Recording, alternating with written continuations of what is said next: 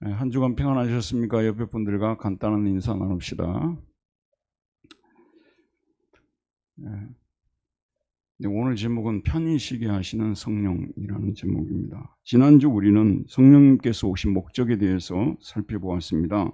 성령님은 보혜사로서 우리를 도와주시기 위해 오셨습니다. 우리와 함께 계시기 위해서, 또 예수님께서 하신 말씀을 깨우쳐 주시고 생각나게 해주시기 위해서 오셨습니다. 예수님에 대해서 증인으로 살아야 되는데요, 그 증인의 삶을 살도록 도와주시기 위해서 오셨습니다. 또 이 세상의 실상을 알려주시고 이 세상을 심판하시기 위해서 오셨습니다. 우리를 진리 가운데로 인도하시고 장래일을 알려주시기 위해서 오셨습니다. 이런 목적 외에도 오늘 말씀에 보면 성령님께서 오신 또 다른 목적을 말해주고 있는데요, 우리를 편히 쉬게 하시기 위해서라고 말하고 있습니다. 우리를 편히 쉬게 하시기 위해서. 성령님은 우리를 편히 쉬게 하시기 위해서 오셨습니다. 편히 쉰다는 것이 너무나 필요한데 사실 편히 쉬는 것처럼 어려운 일도 없습니다. 우리 사회를 여러분들 피로사회라고 하는 걸 많이 들어보셨죠? 아이나 어른이나 젊은이나 노인이나 모두가 피로를 느끼고 있습니다. 우리는 우리도 모르게 정말 피곤하다, 어디 가서 푹 좀 쉬었으면 좋겠다, 이런 말들을 하죠.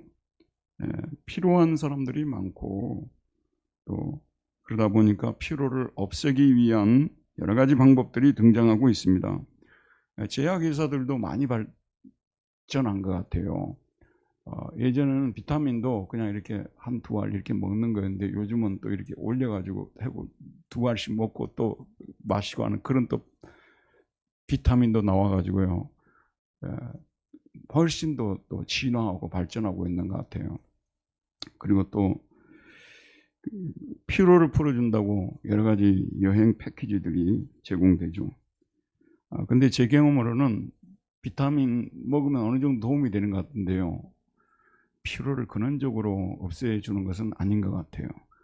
여행도 여러분 피로를 풀기 위해서 가잖아요. 근데 여행 패키지로 가면요, 그날부터 노예가 되는 겁니다. 그리고 또 자기는 그런 거 매이지 않고 혼자 가겠다 그러잖아요. 혼자 가면 두려워요. 또 저도 필리핀이나 또 베트남 이러는데 혼자 가고 싶거든요. 근데 혼자 가서 혹시 무슨 일을 당할지 모른다는 그런 생각 때문에 두려운 마음이 있어서 혼자 가는 것이 주저됩니다. 여러분 여행하면서 많이 그런 경험해 보셨죠? 부지런히 여행하고 이제 집에 돌아오면 그 다음에 이제 몸을 씻고 누우면 드디어 피로를 풀잖아요. 거기서부터 여행을 하는 그 순간순간들이 피로예요.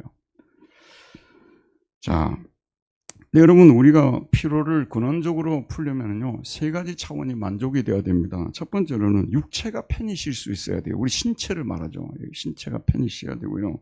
두 번째는 우리 정신을 불안하게 하는 것들이 없어져야 돼요. 여기 예배를 드리고 있는데도요, 너무 지금 힘든 일이 딱 정신적으로 이게 지금 있으면요, 예배에 집중이 안 됩니다.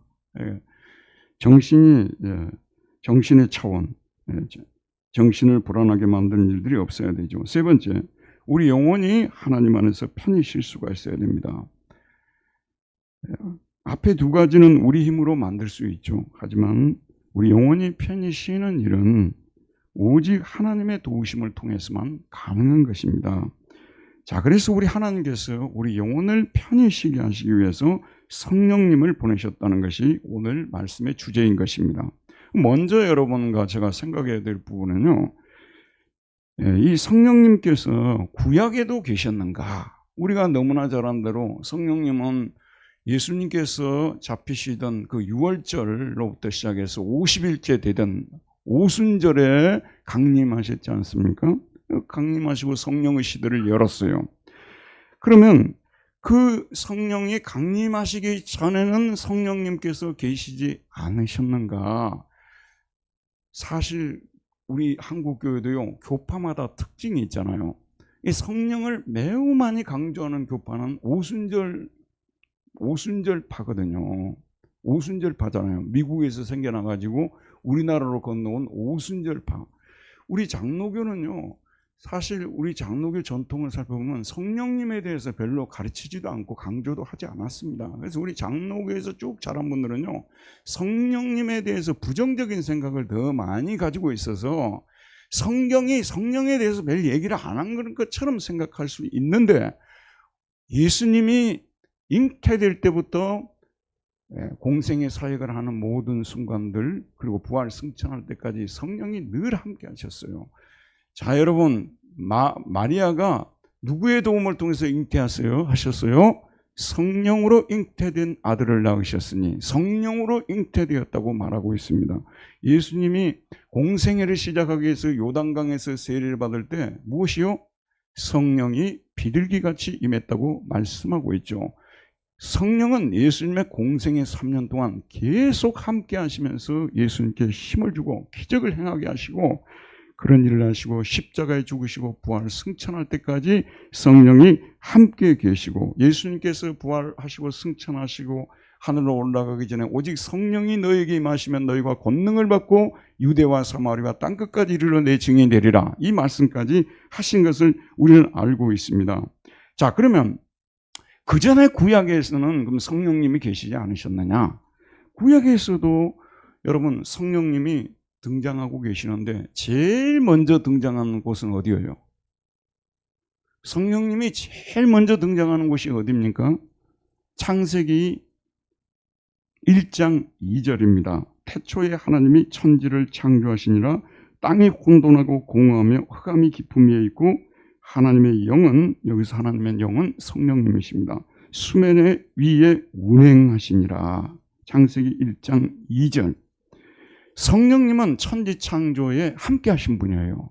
성부께서 주도로 하신 천지 창조지만 성령께서 함께 동역하시면서 창조하시는 일을 하셨다고 말하고 있어요. 그러면 그 다음에 이스라엘 백성들이 애굽으로 가서 430년 동안 포로 생활하지 않습니까? 역시 애굽에서 그들이 나올 때, 출애굽할 때도 성령께서 역사하셨다는 것을 우리가 특별히 오늘 이사야서 말씀을 통해서 분명하게 알 수가 있습니다. 성령께서 이스라엘 백성들을 광야에서 인도하셨을 뿐만 아니라 가나안 땅까지 데리고 들어가시는 일에도 함께 하셨습니다.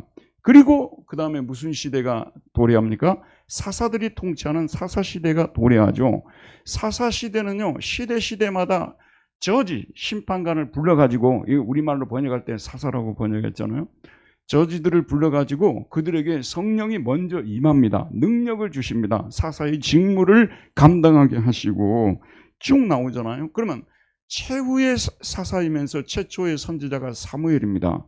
사무엘에게도 역시 성령이 임해서 그의 예언 사역을 감당하게 하는데, 그 이후에 예언자들에게도 성령이 임하는 장면을 여러 번 보게 되는데요. 사울 같은 임금에게도 성령이 임하여서 방언하였다고 나오고 있죠. 그 이후에 엘리야와 엘리사의 시대에도 성령이 임했다는 외적인 표적인 방언하는 일들이 일어났다는 것을 우리는 알고 있습니다. 자, 성령님은 구약 시대에도 활동하셨다는 말씀입니다. 그러면 영화로 말하자면 구약에서는 성령님께서 예고편으로 활동하신 것이고요, 신약에서는 본영화로서 주인공이 되셔서 활동하셨다, 이렇게 우리가 말씀을 드릴 수가 있습니다.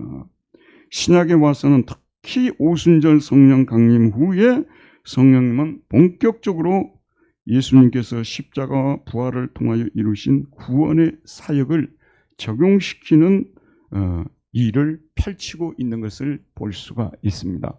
자, 여러분, 구약을 보게 되면 여호와께서 가라사대, 이 말씀 많이 나오죠. 본래는 여호와께서 이렇게 말씀하셨다, 코 아마르 아도나이, 이렇게 말씀하셨다, 여호와께서. 니체가 자라투스트라는 이렇게 말했다는 성경에서 갖다 쓴 거예요. 여호와께서 이렇게 말씀하셨다. 우리말로 번역할 때 여호와께서 가라사대, 그렇게 번역을 한 거예요. 신약에 와가지고 예수님께서 활동하실 때는 거의 복음서 저자들이 뭐라고 얘기를 합니까? 예수께서 가라사대, 예수께서 가라사대, 쭉 나오죠.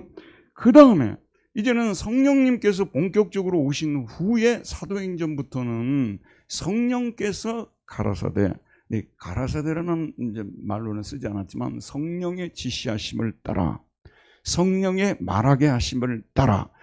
다 성령께서 가라사대라고 번역할 수 있습니다. 자, 그래서 지금은 성령이 오셔서 말씀하시고 교회를 이끌어가는 시대가 되었기 때문에 우리 입에서 성령님이란 말이 자연스럽게 흘러나와야 됩니다. 왜냐하면 지금은 성령이 주도하는 시대거든요. 여러분 잘 아는 대로 구원의 역사를 이루어가는데 하나님이 경제적으로 구원의 역사를 이루어가시는데 그걸 히랍어로 오이코노미아라고 하지 않습니까? 이 오이코노미에서 이코노미가 나왔잖아요. 경제적으로 창조의 사역은 성부께서 주관하시고 구원의 사역은 예수님께서 주관하시고 그 다음에 구원을 적용시키는 이 사역은 성령님께서 주도하신다는 의미에서 저와 여러분들이 지금은 성령의 시대라는 것을, 우리를 이끌어 가시는 통치자가 성령님이시라는 것을 마음속에 새기고, 비록 우리가 장로교 전통에서 쭉 자라와서 성령에 익숙하지 않다 하더라도 여러분의 입에서도 성령님이란 말이 익숙하게 나올 수 있게끔 자꾸 기도할 때도 성령님을 입에 올리시고, 대화를 나눌 때도 성령님을 입에 올리시고, 이렇게 하는 저와 여러분들이 되어야 되는 것입니다. 자, 오늘 말씀으로 돌아가 보도록 하겠습니다. 구약이죠, 여러분. 구약 중간쯤 나옵니다. 오늘 이사야가 전하는 이 말씀에 보게 되면 놀랍게도 구약 성경에서 성령에 대해서 집중적으로 말씀하고 있는 그런 부분을 우리가 발견할 수가 있습니다. 자, 이 말씀은요, 먼저 이사야가 성령의 감동이 되어서 여호와의 말씀을 전하는 데서부터 시작이 됩니다. 그게 7절입니다. 자, 우리 잠도 깨고 7절, 8절 큰 소리 한번 읽어봅시다. 시작. 내가 여호와께서 우리에게 베푸신 모든 자비와 그의 찬송을 말하며 그의 사랑을 따라 그의 많은 자비를 따라 이스라엘 집에 베푸신 큰 은총을 말하리라. 그가 말씀하시되 그들은 실로 나의 백성이요 거짓을 행하지 아니하는 자녀라 하시고 그들의 구원자가 되사. 자, 거기까지요. 여기 이사야 시대에 이사야의 말씀을 듣고 있는 이 청중들은 별로 그렇게 하는 마음에 들게 하는 청중들이 아니에요. 하나님을 기쁘시게 하는 청중들은요, 눈빛부터 다릅니다. 말씀을 듣는 태도도 다르고요. 그냥 보면 다 알아요. 세상 삶은 여러분 복잡할 거 하나도 없어요. 그냥 만나서 대화 나눠보면 이 사람은 예수를 어느 정도 믿고 있는 사람인 줄 압니다. 지금 이 말씀을 듣고 있는 이 이사야가 말씀을 전하고 있는 이 청중들은요, 대단히 지금 하나님 앞에 잘못하고 있고 또 뉘우치고 있으면서도 회개는 하지 않고 있는 그런 별로 칭찬받지 못할 그런 청중들입니다. 자, 이 사람들에게 말씀을 전하는데 하나님께서 그에게 말씀을 전하라고 하죠. 그런데 여기에서 그들에게 뭐라고 얘기를 하냐면요, 내가 여호와께서 우리에게 베푸신 모든 자비와 그의 찬송을 말하며 그의 사랑을 따라 그의 많은 자비를 따라 이스라엘 집에 베푸신 큰 은총을 말하리라. 역설적이지만요, 정말 하나님을 떠나 살고 말을 안 듣는 사람에게요, 더더욱 좋은 말을 해야 됩니다. 항상 우리 설교자들이 실패하는 부분이 어디냐 그러면요, 말을 잘 안 듣고 말씀의 귀를 잘 기울이지 않고 순종하지 않는 사람들에게 안 좋은 말을 자꾸 하려고 해요. 그래가지고 되는 일이 하나도 없습니다. 되는 일이 없어요. 그럴수록 더 좋은 말을 해줘야 돼요. 우리 주변에도 그러잖아요. 좀 방황하고 어려움을 겪고 있는 분들에게 먼저 좋은 말을 해줘야지, 안 좋은 말을 꺼내면요, 듣지를 않죠.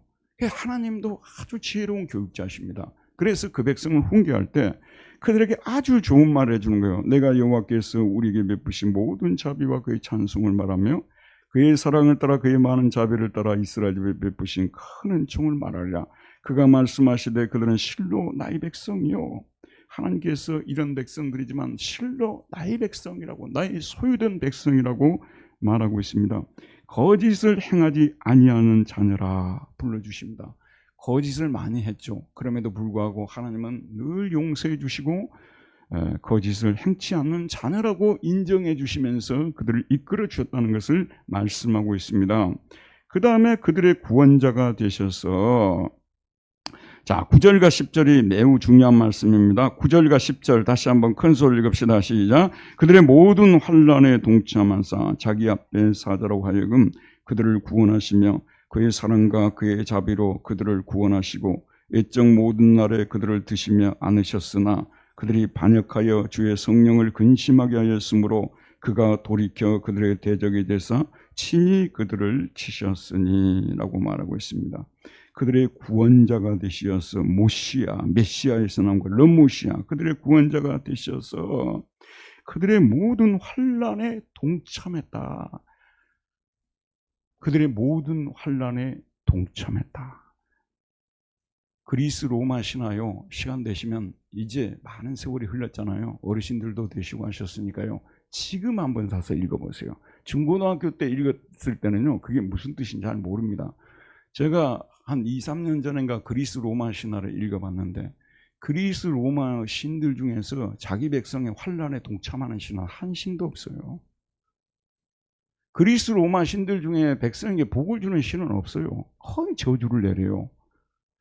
근데 성경에 나타난 여호와 하나님만이 자기 백성을 끝까지 보호하시는데 환난을 당하고 있을 때 그들의 모든 환난에 동참하시는 분이시다. 저와 여러분도요, 소망을 가지십시오. 우리가 환난을 당할 때요, 누가 끝까지 나와 함께 하시며 동참하시느냐? 여호와 하나님이십니다. 그들의 모든 환난에 동참하사 자기 앞에 사자 모세를 말하죠. 모세로 하여금 그들을 구원하시며 그의 사랑과 그의 자비로 그들을 구원하시고 옛적 모든 날에 그들을 드시며 않으셨으나. 성경을 왜 기록해놨겠습니까? 하나님의 행하신 일을 우리가 잊지 말고 보라고 하는 거 아니에요. 출애굽을 하나님이 시작하시고 그들을 홍해를 건너게 하시고 광야에서 이끄시는 그런 장면들을 민수기나 출애굽기를 통해서 읽어보면요, 낮에는 구름 기둥으로 밤에는 불 기둥으로 앞서가시며 장막 칠 곳을 예비하시고 또 바사랑 옥이라든지 그런 사람들의 공격을 못하도록 막아주시고 또 물이 없어서 목말라하고 있으면은 바위를 또 쳐서 물을 내어주시고 하나님께서 이스라엘 백성들에게 베푸신 은혜가 한량없는 은혜예요. 너무 많은 은혜를 베풀고 그랬는데 이스라엘 백성들이 하나님께 보여준 태도는, 반응은 너무나도 안타까웠다는 것을 우리가 알고 있지 않습니까? 여러분, 이 정도 하나님께서 도와주셨으면요, 절대로 하나님을 근심시키는 일을 하지 말아야 됐겠죠. 가슴 아프게 하는 일을 하지 말아야 됐겠죠. 그러나 이스라엘 백성들은 광야 생활이 힘들다고 원망 불평을 하면서요, 너희가 광야에서 나를 반역함이 몇 번이나 되냐, 몇 번이나 되냐. 시편 시인의 입에서 그런 성령의 말씀이 나오고 있는 것을 우리는 알고 있습니다. 너무 많이 거역했어요.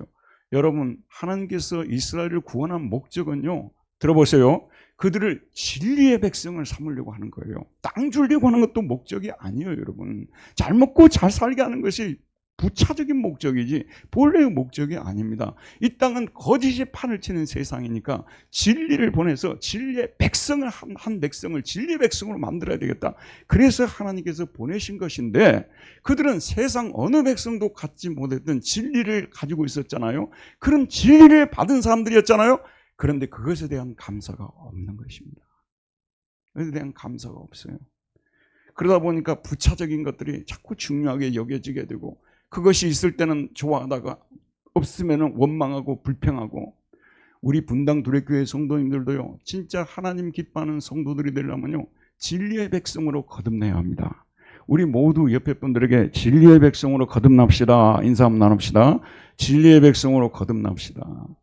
만일 우리가 이 초점을, 이 핵심을 잃어버리게 되면요, 여러분, 신앙생활 100날을 해도 1000년, 만년을 해도 소용이 없어요. 하나님이 이 수많은 백성들에서 진리를 배워가지고 진리를 행하는 그런 백성을 만들고 싶어 하는데요, 저는요, 목회자가 되지 않았다면 뭐 유명한 목사님들을 통해 또 깨달을 수도 있었겠죠. 근데 목회자가 되지 않았다면 이걸 못 깨달았을 거예요. 그럼 내가 지금 가지고 있는 보물이 무엇인가를 생각하면 진리 외에 다른 것이 뭐냐고 말이에요. 진리 외에 다른 것이 뭐예요? 여러분들이 수없이 많이 가지고 있다고 생각하는 것도요, 따지러 보면 여러분 것도 아니에요. 그냥 쓰다가 자녀들에게 남겨주고 갈 것들 아니에요. 우리가 진짜 가지고 영원토록 살 수 있는 건 진리밖에 없는 것이니까 진리를 깨우쳐 주시고 예수를 믿게 하시고 주님의 말씀이 이해되게 하신 것, 이것 외에 더 바랄 것이 없습니다. 굶어 죽어도 좋습니다. 이 정도로 돼야 우리가 하나님의 백성인 것입니다. 이스라엘 백성들은 그런 거듭남이 없었어요. 그냥 강 건너서 나오기만 나왔지 우 가니까 줄줄이 따라서 그냥 나간 거지. 어제 어떤 방송을 들어보니까 개미들이요 막 움직이는데 짐을 가지고 움직이는 건 100마리 중에서 10 몇 마리만 짐을 가지고 움직인대요. 나머지 한 80마리는 줄줄줄줄 따라다닌대요. 따라다니기만 한대요. 진리를 안 가지고 교회 다녀봤자 그 일하지 않고 아무것도 안 가지고 따라다니는 사람 똑같은 거예요. 진리 없는 너 이거 진짜 너무 안타깝습니다. 나는 여러분이 어떻게 받아들일지 모릅니다. 매일매일 진리로 고민하지 않고 진리의 말씀을 묵상하고 상고하지 않고 넘어가면요, 여러분 하나님 앞에 큰 죄를 짓고 사는 거예요. 그걸 죄라고 말해줄 수 있는 사람은 저밖에 없어요. 또 다른 목사들은 죄가 아니라고 말할 거예요. 나는 죄라고 생각합니다. 그 진리의 백성으로 우리가 불렀는데 진리와 관계없이 물론 초신자들은 해당하는 게 아니죠. 오랫동안 교회를 다녔는데 일주일에 한 번 성경 읽을까 말까 한단 말이에요. 어떻게 진리의 백성이라고 말할 수 있겠어요?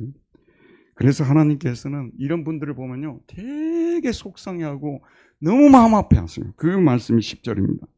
그들이 반역하여 주의 성령을 근심하게 했다라고 말하고 있습니다. 모세를 근심하게 한 것은 아무것도 아니에요. 사실 모세를 근심하게 한 거고 성령을 근심하게 한 거고 하나님 근심하고 똑같은 거예요. 목회자가 성도들을 대화해서 대화를 나눠보잖아요. 되게 근심되게 하는 분들이 있어요. 말과 행동을 보면 참 근심되다. 근데 본인은 성령을 근심하게 한 적은 없다고 말하거든요. 그건 아니에요. 제가 볼 때는 그건 아니라고 생각해요. 어느 정도 하나님의 말씀을 전하는 사람들이 그 사람을 편하게 대하지 못하고 있다면 그건 하나님을 근심하고 성령을 근심하고 있다는 증거거든요. 그렇기 때문에 성령을 근심하게 하는 이것이 참 안타까운 일입니다.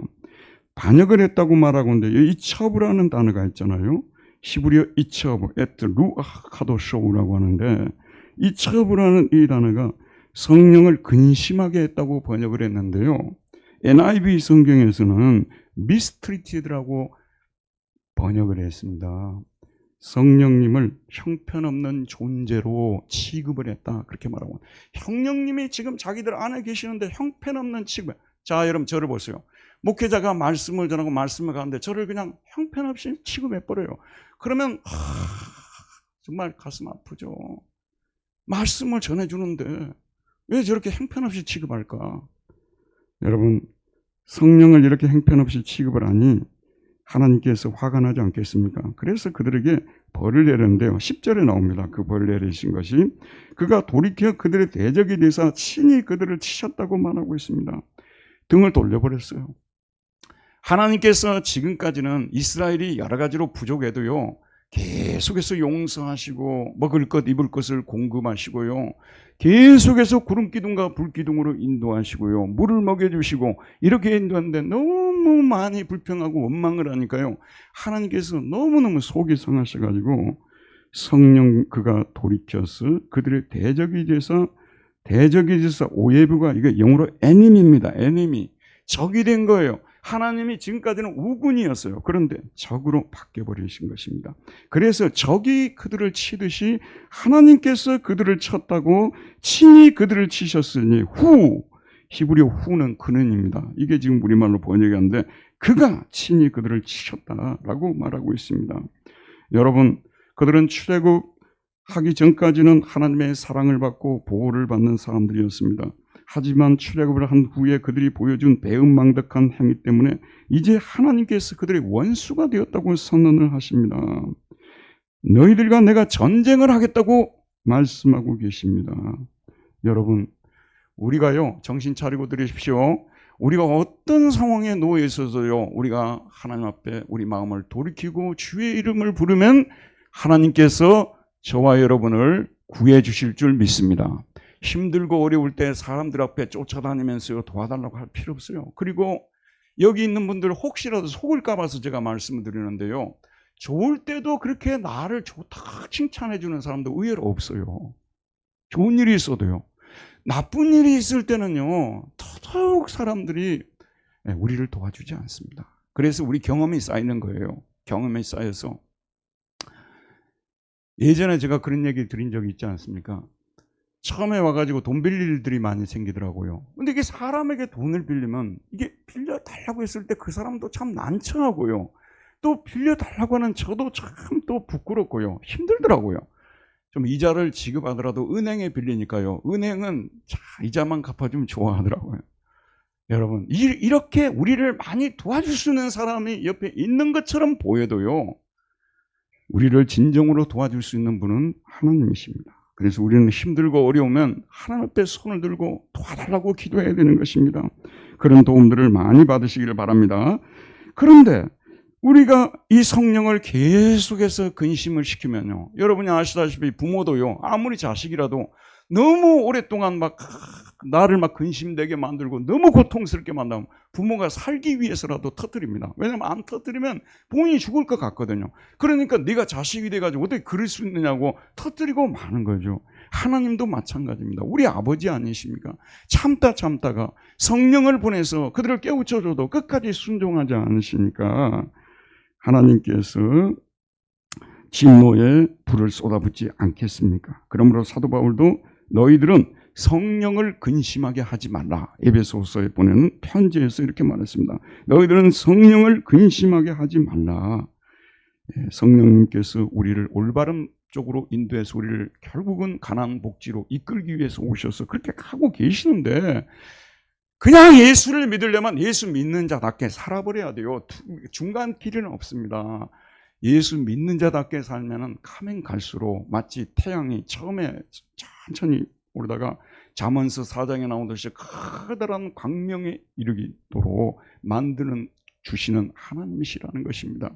예수를 믿는 사람과 안 믿는 사람은 처음에는 출발선에 섰을 때는요, 차이가 전혀 없습니다. 뭔 차이가 있겠느냐죠. 세월이 지나고 가면요, 모든 면에서 예수 믿는 사람들이 두각을 나타나게 된다는 말씀입니다. 그런데 하나님을 믿노라 하면서도 오늘 성경에 나오는 이사야 시대의 백성들처럼 성령을 계속해서 근심하게 하면 그가 돌이켜 그들의 대적이 되사 친히 그들을 치셨다니가 될 거 아니겠습니까? 자, 이스라엘 백성들의 구원에 대한 호소가 나오는데요, 참 이 11절부터 14절은 재미있는 말씀입니다. 이 말씀은 이사야가 한 말이 아니에요. 이 역경과 공경의 수치와 모욕의 상태에 처했던 이스라엘 백성들, 그때 정신이 좀 난 거예요. 저는 여러분에게 기도하고 싶어요. 하나님을 제대로 못 믿고 지옥 가는 것보다요, 이런 수치 모욕을 좀 당하는 게 좋아요. 돈도 싹 없어져 버리고요, 여러분 있는 재산도 다 날아가 버리고 건강도 잃고요, 모든 걸 다 잃어버려야 우리는 하나님께로 돌아오는 시대에 우리가 살아가고 있어요. 그것을 여러분, 어제 우리 집사람이 야탐역 근처에서 가서 전도를 하는데 전도지를 받아본 어느 연세가 좀 드신 분이 집사람한테 그러더래요. 나는 천국 안 가고 지옥 가겠노라고 그러더래요. 어떻게 그렇게 얘기를 할 수 있냐고 그러더라고요. 제가 그렇게 얘기를 했어요. 그분 말이 다 뼈가 있는 말이라고. 야탐역 근처에 가봐라. 이단들이 얼마나 많이 서성이고 있는지. 저는 이단들이 하는 일을 보고 우리도 싸잡아서 함께 보지 또 다르게 보겠냐고 제가 그랬습니다. 참으로 우리는 어려운 시대를 살아가고 있습니다. 이런 시대에 살면서 이제 좀 뭔가 좀 새로 살아봐야 되겠다, 좀 회개하고 좀 바꿔봐야 되겠다 하는데, 이스라엘 백성들이 오늘 하는 얘기가 그냥 겉으로 보면 우리가 어떻게 하나님을 잘못 섬겨가지고 이 모양 이 꼴이 되었는가, 큰일 났다, 돌이켜야 됐다 하는데, 사실은 그게 아니에요. 사실은 이 사람들의 말이요, 원망하는 말이라는 것을 우리가 볼 수가 있습니다. 11절 말씀 한번 보도록 할게요. 11절 말씀입니다. 읽읍시다. 시작. 백성이 옛적 모세의 때를 기억하여 이르되 백성과 양떼의 목자를 바다에서 올라오게 하신 이가 이제 어디 계시냐?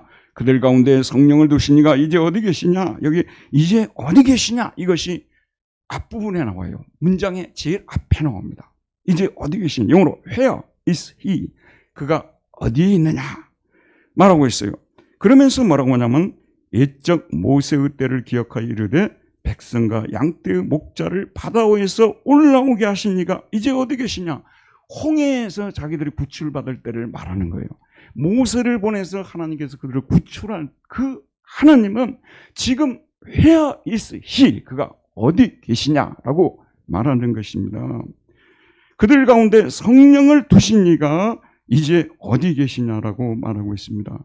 하나님께서는 성령을 보내셔서 그들을 구름기둥으로 불기둥으로 인도하시는 것입니다. 구름기둥과 불기둥이 성령에 대한 은유라고도 볼 수가 있는 거예요. 성령을 통해서 그들을 이끌어 주셨다는 말씀 아니겠어요? 그랬는데 그렇게 위대하신 하나님이 지금 어디 계시냐고 회개하는 것이 아니라 원망을 하고 있어요. 너무 안타깝죠. 과거를 회상하는 것은 얼마나 좋습니까? 근데 이 상황에서도 회개를 하지 않고 원망을 하고 있는 이 안타까운 모습을 우리가 지금 보고 있는 것입니다. 그들 가운데 성령을 두신 이가 이제 어디 계시냐. 성령님께서 참으로 편치 못하셨을 것입니다. 자, 12절 보도록 합시다. 그의 영광의 팔이 모세의 오른손을 이끄시며 그의 이름을 영원하게 하려 하사 그들 앞에서 물을 갈라지게 하시고 그들을 기품으로 인도하시되 광야에 있는 말같이 넘어지지 않게 하신 이가 지금 어디 계시냐. 구름기둥과 불기둥으로 인도하시고 바위를 쳐서 물을 내어서 마시게 하신 그 전능하신 하나님, 이스라엘을 사랑하시던 그 하나님이 지금 어디 계시냐. 회개할 생각은 하지 않고요. 회개할 생각은 추워도 없어요, 사람들이요. 그러면서 그런 하나님은 지금 어디 계시냐. 이렇게 오히려 원망하는 모습을 볼 수가 있습니다. 여러분, 성령님도요, 이런 말들 자꾸 하면 처음에는 근심하지만 나중에는 성령님께서 잠시 그냥 철수하셔버립니다. 데살로니가전서 5장 19절에 보면 너희는 성령을 소멸하지 말라라고 말하는데, 여러분 이런 구절은 잘 이해해야 됩니다. 예수를 믿는 자에게 한번 성령님이 오시면은 소멸될 수 있습니까? 없습니까? 소멸될 수 없습니다.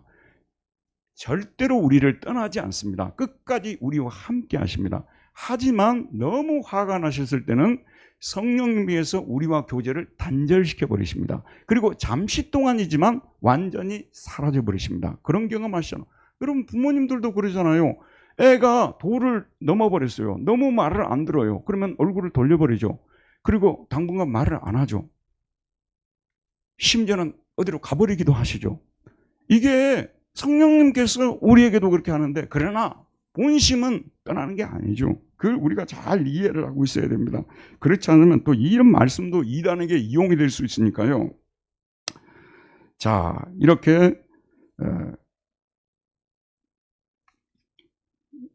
성령님께서 잠시 동안이라도요 얼굴을 감추시고 우리를 떠나 계시면 어떤 일이 발생하는 줄 아세요?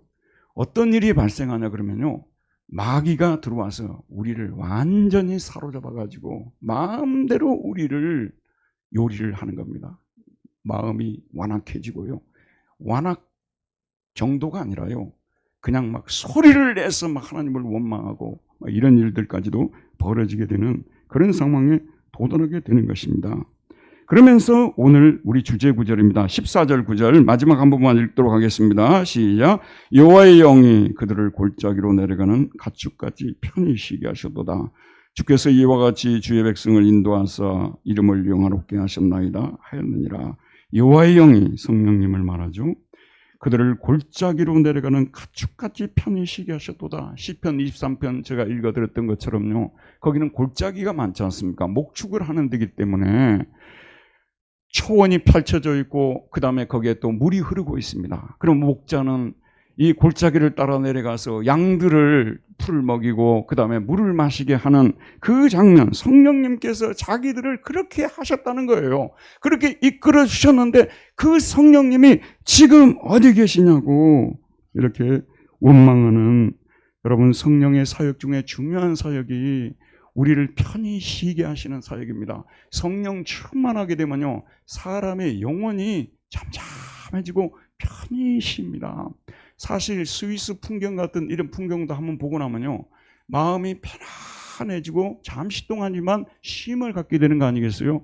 많이 보시겠습니다만 저도 저녁에 이게 잠이 안 와서 이렇게 툭 치면 고양이 영상 뜨다가 그 다음에 스위스 또 아름다운 또 영상이 이렇게 떠요. 이런 영상이요. 참고로 말씀드리지만 풍경을 보기 위해서는 스위스를 마지막으로 가시기 바랍니다. 너무 아름다워서. 저런데 가보지 않아도 그냥 그림만 보고 있어도 마음이 편안해지고 그러지 않습니까? 자, 이 스위스까지는 못 가도 사람들이 편히 쉬기 위해서요, 아시는 대로 리조트를 찾기도 하고 또 조용한 곳에 텐트를 치고 야영을 하기도 하고요. 저희 집사람한테 우리도 텐트 치고 야영 한번 하면 어때? 그러면 당신은 못해. 바로 잘라고 그럽니다. 예, 제가 그런데 기술이 별로 없거든요. 근데 그것도 아무나 하는 게 아닙니다. 여러분, TV로만 우리가 봐야지 실제 그 일을 실행하려고 했다가는요, 여러 사람 힘들게 합니다. 또 어떤 사람들은 또 무인도 같은 데 들어가서 거기서 좀 더 낚시하면서 편히 쉬려고 하는데, 참 재밌는 게 뭐냐면요, 육체적 심도, 정신적 심도 그걸 다 가졌다 하더라도 놀라운 일이 한 가지가 있어요. 그게 뭐냐면 우리는 아담이 물려준 본성으로 인해서 불안과 두려움과 염려, 근심 이런 것들이 슬그머니 잠자리에 있어도 이것이 스멀스멀 올라오는 거죠. 그죠, 여러분? 불안, 두려움, 염려. 자, 이 문제에 대해서 철학적으로 문제를 좀 해결해 봐야 되겠다고 많이 노력했던 사람들을 실존 철학자들이라고 하지 않습니까? 실존 철학자들이 등장할 때는요, 기술 문명이 산업혁명이 일어나가지고 곳곳에서 막 기술이 발달하고 과학이 발전하고 막 이러면서 자연에 대한 관심, 문명에 대한 관심, 나중에는 인간에 대한 관심이 별로 없어져 버렸어요. 인간이 뭘 얼마만큼 잘 알 수 있느냐? 그런 것들만 맨날 이야기를 하지, 인간은 어디서 와서 어디로 가는 존재인가? 여기에 대해서 그냥 넘어가 버려. 가만히 생각해 보니까 이렇게 자연과학이 발달하고 그리고 또 뭐 통신이 생겨나고 뭐 TV가 나오고 하는데도 늘 마음이 불안하고 두렵고 염려스럽거든요. 이건 도대체 어디서 오느냐? 자, 이걸 없애야만이 우리가 편히 쉴 수 있다. 이게 이제 실존 철학자들의 관심사였죠. 여러분, 이 실존 철학자들 중에서 까미 같은 사람도 있고 또 여러 실존 철학자들이 있습니다만은 하이데거라는 사람이 제일 유명합니다. 그가 쓴 존재와 시간은요, 거의 실존 철학자들의 고전과 같은 책이거든요. 이 하이데거 같은 사람들은 오늘날식으로 말씀을 드리면 모든 미디어를 통하여 들려오는 소리들을 차단하고 그리고 시중에 떠돌아다니는 정체불명의 소문에 귀를 막고 유튜브 같은 거 보지 말고, 그 말이에요. 자신의 존재가 어디서 왔는지를 알기 위해 조용히 자신이 어릴 때 살던 고향으로 돌아가서, 독일말로 고향을 하이마트라고 하는데요, 고향이라는 것이 실존 철학자들은 너무나 중요합니다. 고향으로 돌아가서 그 고향에 있는 숲에 들어가서, 하이데거 같은 사람들은 어디서 태어났냐 그러면요, 독일의 남부에 유명한 숲이 하나 있어요. 전 세계적으로 알려진 숲인데 너무 검해가지고 검은 숲이라고, 슈바르츠발트라고 하는데, 검은 숲 한번 보여주실래요? 지금 이게 안개 낀 검은 숲인데, 이 숲 속에 들어가서 나는 어디서 왔는가 시원을 생각하는 거예요. 나의 진정한 고향이 어디인가, 내가 돌아갈 곳이 어디인가, 이런 것을 생각하면서 살아가는 것이 우리 시대의 철학의 인물하고 생각했던 사람입니다, 여러분. 그런데 제가 이 설교를 준비를 하면서요, 하이데거의 실존 철학을 완성시킨 사람들이 우리나라에 살고 계시더라고요. 누군지 아십니까? 자연인입니다. 자연인. 이 자연인이야말로 하이데거의 실존 철학을 완성시킨 사람들이에요. 거기에 들어가서 자기 혼자서 다 집 짓고, 그 다음에 새소리 들으면서, 그 다음에 채소도 만들어서 먹고, 뭐 기타 치고 싶으면 기타 치고, 책 읽고 싶으면 책 읽고, 나는 어디서 와서 어디로 가는가, 그런 생각하는 분들 아니에요? 그런데요, 이 자연인 촬영을 할 때 위험한 부분은 잘 촬영을 안 하잖아요. 뱀이 거기에 자주 들어와요. 거기에 짐승들의 공격도요 자주 들어옵니다. 거기가 편히 있을 곳이 아니에요. 그래서 제가 알기 때문에 안 가는 거예요. 그 자연인처럼 되고 싶지 않습니다. 이분들에게도 염려, 근심, 불안, 두려움 다 있어요. 나는 일도 안 하고 이렇게 했는데 자녀들을 내가 좀 도와줘야 되는데 도와줄 길도 없고, 또 그들에게도 염려가 있는 거예요. 자, 여러분, 우리 인간에게 진정한 행복을 줄 수 있는 분, 편안함, 안식을 줄 수 있는 분은 오직 성령님 뿐이십니다. 성령님만이 우리 인간에게 참된 안식을 줄 수가 있는데요. 그러면 성령님께서 우리에게 어떤 방법으로 참된 안식을 주시느냐? 들어보세요, 여러분. 성령님을 진리의 영이라고 말씀하고 있습니다. 성령님은 우리를 상대할 때, 잘 들으셔야 됩니다, 이게요. 진리를 가지고 상대하지 진리 없이 상대하는 것이 아닌데 교파에 따라서 이것이 너무나 잘못 가르쳐지고 있는 거예요. 오살리 순복음교회에서 집회하는 장면을 영상에다가 자주 올려놔요. 그분들 다 구원 못 받았다는 말을 저는 할 수 없겠어요. 하지만 그 속에서 아무것도 아닌 얘기를 하고 쓸데없는 이야기를 하는데 막 뒤로 넘어지고 막 자빠지고 춤을 추고, 또 어떤 분들은요, 성령께서 음성으로 자기에게 뭔가를 알려줬대요. 자꾸 그런 음성을 들으려다가 너 내일 죽는다는 음성도 들을 수 있어요. 어떻게 할 거예요, 이거는? 또 뭔가를 환상을 보여줘서 또 이끌어준다는 이런 분들도 계세요. 보여주는 거 별로 좋아하지 말아야 돼요. 너무 흉악한 장면을 보여주면 또 어떻게 할 거예요? 저는 보여도 달라고도 안 합니다. 들려도 달라고도 하지 않습니다. 하나님은 저를 진리의 백성이 되라고 창조했기 때문에 하나님이 저에게 안식을 줄 때도 진리의 말씀을 가지고 안식을 주는 줄 믿습니다. 저와 여러분들이 이 점에서 눈을 뜨지 못하면요, 우리는 바른 성령론을 배우지 못한 것이고요, 거짓된 영에 끝까지 이끌려 다니게 되는 거예요. 그래서 이 성령님이 이제 우리 아들도 장가도 보내야 되고 딸도 시집도 보내야 되고 또 건강도 해야 되고 또 노모님의 또 건강도 염려가 되고 다 여러 가지 그 염려와 근심.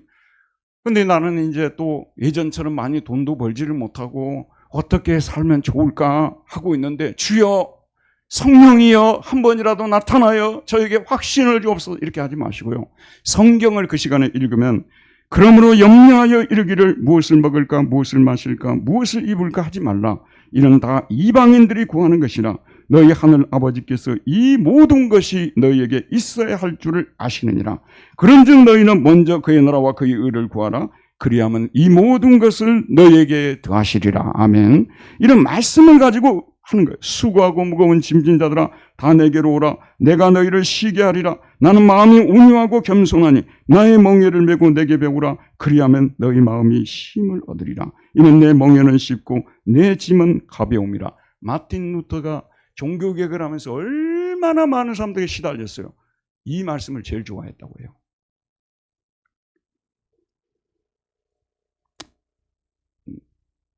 저는 이 말씀을 또 좋아하는데요, 바울이 로마의 감옥에서 빌립보 교회에 쓴 편지에서 나오는 말씀, 저는 너무 좋아하고 제가 신방 갈 때 성도들에게 이 말씀으로 많이 권면합니다.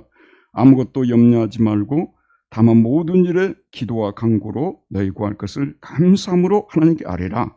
그리하면 모든 지각에 뛰어나신 하나님의 평강이 그리스도 예수 안에서 너희 마음과 생각을 지키시리라. 그런데 우리가 또 살다 보면요, 필요한 것들이 꼭 있어요. 모든 것이 다 완벽하게 나는 다 갖춰졌다는 사람 없잖아요. 적어도 하나라도 필요한 것들이 있어요.